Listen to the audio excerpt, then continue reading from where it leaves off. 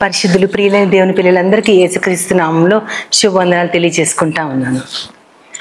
ఇంచుమించు ఒక 10 years back అనుకుంటా ఒకసారి మేము హైదరాబాద్లో ఉన్నప్పుడు ఒక వార్త వచ్చింది. అదేంటంటే గిడియన్స్ ఇంటర్నేషనల్ ప్రెసిడెంట్ కేఏ స్వామి గారిని ఎవరో అటాక్ చేశారు. ఆయన బయట ప్యాంప్లెట్స్ అవి ఇస్తా చాలా మందికి పంచుతూ ఉంటే రోడ్డు మీద ఆయన ఎవరు అటాక్ చేశారు. ఆయనకి బ్రెయిన్ హెమరేజ్ వచ్చింది. చాలా సీరియస్ కండిషన్లో ఉన్నారంటే అప్పుడు గిడియన్స్లో మేము మా ఫ్యామిలీ కూడా బాగా పార్టిసిపేట్ చేసేవాళ్ళం, అంటే గిడియన్స్ పరిచర్యలో.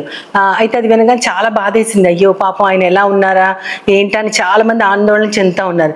ఈలోపే అసలు వార్త వచ్చిన 1 గంట 2 గంటల్లోనే చాలా మంది క్రిస్టియన్స్ ప్లకార్డ్స్ పట్టుకొని అసెంబ్లీ దగ్గర ఈ దాడిని ఖండిస్తున్నామని, ఇంకా చాలా మంది ప్రెస్ నోట్లు రిలీజ్ చేసుకుంటూ ఇలా చాలా హడావిడిగా ఉన్నారు.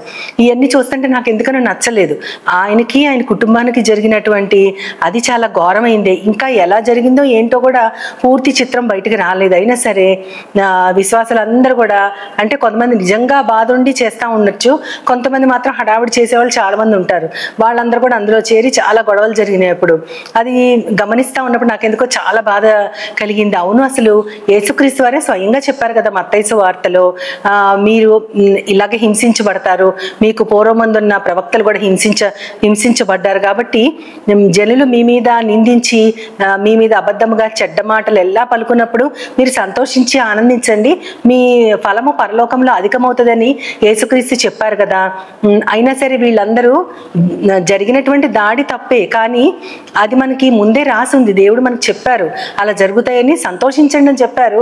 వీళ్ళేమో చాలా వేటి మీద రాళ్ళు రుబ్బటం అవి ఇవి చేసుకుంటా చాలా గలాబా సృష్టిస్తున్నారు. ఇది కాదు కదా మనం చేయాల్సిందని చాలా ఆందోళన పడ్డా నేనైతే. ఎందుకు ఇలా చేస్తున్నారు, మన క్రిస్టియానిటీకి వ్యతిరేకం కదా, యేసుక్రీస్తే ఏం నోరు మెదపలేదు శ్రమ పడ్డప్పుడు అని ఆలోచిస్తుంటే నెక్స్ట్ డే కాకుండా 2 days తర్వాత దైవజనులు ఎడ్వర్డ్ విలియమ్స్ గారు ఆయన అందరిని ఉద్దేశిస్తూ ఒక చిన్న వీడియో రిలీజ్ చేశారు. అదేంటంటే ఆయనకి సేమ్ ఇవే మాటలు అనమాట, ఈ మత్తయి సువార్తలో ఉన్న మాటలే ఆయన కూడా చెప్పి, నిజంగా ఇలాంటివన్నీ దాడులు జరుగుతాయని మనం అందరము ముందే సిద్ధపడి ఉండాలి, ఆ సిద్ధపాటు మనందరికి కలిగి ఉండాలి. ఎందుకంటే ప్రస్తుతం ఉన్న సమాజంలో నేను చెప్పింది 10 years బ్యాక్, ఇప్పుడైతే ఇంకా ఘోరంగా ఉంది. ఈ పర్సిక్యూషన్స్ అనేవి చాలా ఎక్కువగా ఉంటాయి కాబట్టి మనము దానికి సిద్ధపడి ఉండాలి.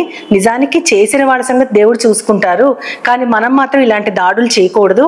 మనం చేయాల్సింది ఏంటంటే ఆ స్వామి గారి కుటుంబానికి ఆయనకు కావాల్సినటువంటి సహాయాన్ని అందిస్తూ వాళ్ళకు ఆదరణ కలిగించాలని. నాకు అప్పటికి కానీ నా మనసు శాంతించలేదు. నిజమే, ఈ శ్రమలు ఇవన్నీ కూడా కలుగుతూ ఉంటాయి. ఇలాంటివన్నీ రోజు రోజుకి ఎక్కువైపోతూ ఉన్నాయి. ఎందుకంటే యేసుక్రీస్తుని ఆయన్ని నమ్మిన వాళ్ళని లోకం ఎందుకో సహించలేకపోతా ఉంది. కాబట్టి దాడులు జరుగుతాయి అనేది సర్వసాధారణమే. అది యేసుక్రీస్తు వారే ఆ శ్రమని మన కోసం అనుభవించారు. మనము మన తోటి వారి కోసం వాళ్ళని ఒప్పించడం కోసం మనం గనక దానికి లోబడక, ఆ మాటకి లోబడకుండా ఉంటే ఇంకా మనం దేవుని విశ్వసించిన వారము, యేసుక్రీస్తు మార్గంలో నడుచుకునే వారము అని ఎలా చెప్పగలము? అహింస, యేసుక్రీస్తు వారు చెప్పినటువంటి కొండ మీద ప్రసంగాన్ని ఎంతో మంది, మహాత్మా గాంధీ లాంటి వాళ్ళే దాని గురించి చెప్తూ ఆ విధానంలో, నాన్ వైలెన్స్ విధానంలో వారు ఒక దేశానికే స్వాతంత్రం సంపాదించారు.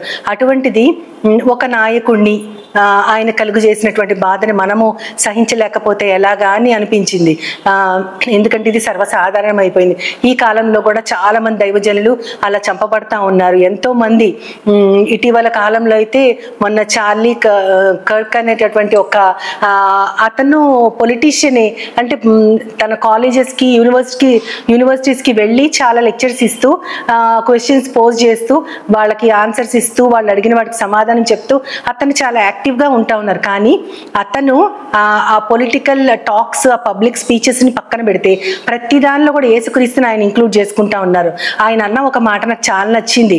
ఏంటంటే యేసుక్రీస్తు మాత్రమే చాలినవాడు, నువ్వు కాదు, నువ్వు నీకు సరిపోవు, యేసుక్రీస్తు చేసిన త్యాగమే నీకు సరిపోతుందని.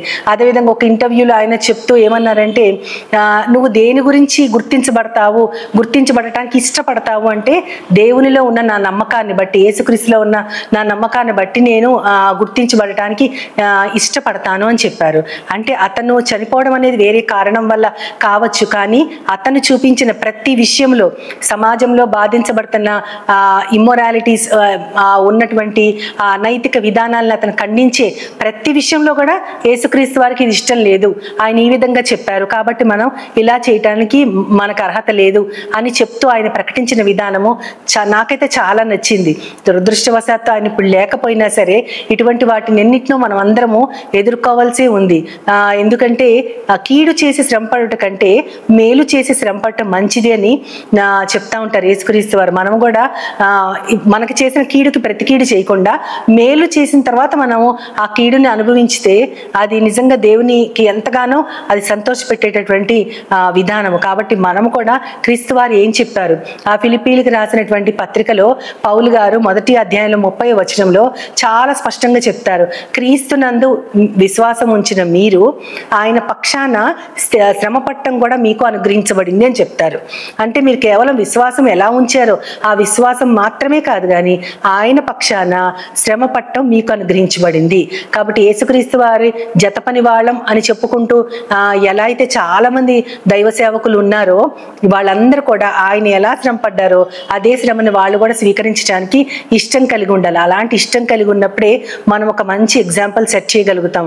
మనము జీవించే విధానంలో అది ఎవ్వరికి తెలియకపోయినా సరే నిజంగా హతసాక్షులు అయితే గనక తర్వాత మన జీవిత విధానము ఎంతో మంది మనసుల్లో చెరగని ముద్రలు వేస్తూ మనము ఏం చెప్పామో లోకానికి దానిని వాళ్ళ హృదయాల్లో యేసుక్రీస్తు పత్రికగా వాళ్ళు మారడానికి ఒక అవకాశం ఉంది. కాబట్టి మనం కేవలము విశ్వాసం మాత్రమే కాదు, కానీ ఆయన పక్షాన శ్రమ పట్టానికి కూడా మనల్ని పిలుచుకున్నారని గ్రహించి మనము ఆ విధిగా ఉండటానికి దేవుడు మనకందరికీ కూడా ధైర్యాన్ని, మంచి విశ్వాసాన్ని, స్థిరత్వం కలిగినటువంటి ఒక మార్గంలో నడవటానికి మనందరినీ ఆశీర్వదించగలుగులాగున ఒక చిన్న ప్రార్థన చేసుకుందాం.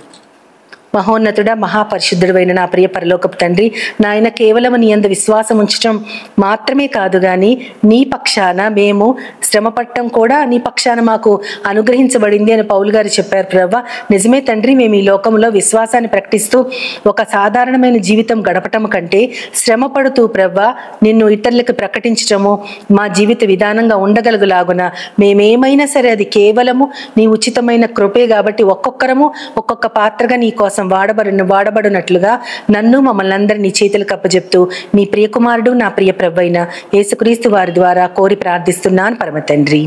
ఆమేన్, ఆమేన్, ఆమేన్. వందనాలు. As Jesus now